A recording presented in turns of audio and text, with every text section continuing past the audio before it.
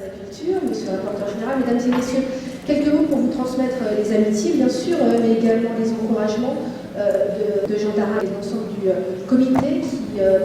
sont absolument ravis du sujet que vous avez choisi. Tout simplement parce que c'est un sujet d'actualité, mais surtout d'avenir. Vous l'avez très bien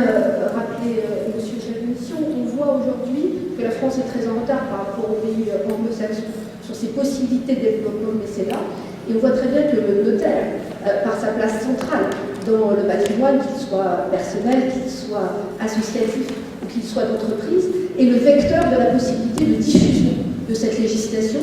intéressante, très intéressante, mais fort méconnue. Et vous, demain, aujourd'hui, peut-être même tout de suite, allez pouvoir faire en sorte que non seulement des patrimoines culturels, mais également ce que nous faisons avec la loi littorale, mais également sur d'autres dispositifs que nous souhaitons développer, puissent être conservés, puissent être dévolus de façon plus attractive, puissent être enrichis, mais également permettre à ces entreprises, à ces individus, à ces associations, eh bien, de trouver, après tout, c'est aussi à ça que cela sert, un intérêt fiscal. Et nous voyons aujourd'hui que cela, encore une fois, n'est pas suffisamment connu dans notre dispositif législatif. Vous dire également qu'au travers des conclusions qui pourront être les vôtres, bien sûr, je me fais fort de pouvoir les porter auprès du comité, puisque, vous l'avez rappelé, au travers de la charte avec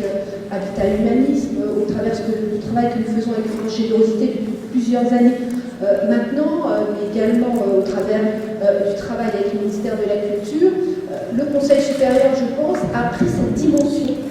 de la nécessité de mettre en adéquation la charte éthique du notaire et la volonté de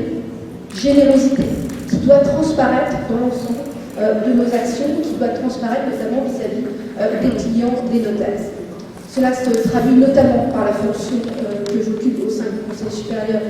qui est celle de chargé de mission auprès des associations et des fondations, et qui a pour vocation, justement, de faire en sorte d'avoir un lien direct entre l'ensemble des acteurs de terrain et le Conseil supérieur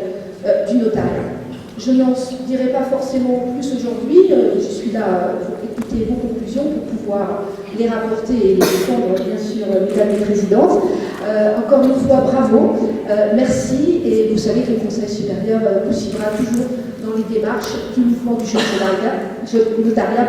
parce que le Conseil supérieur, I love MJN également.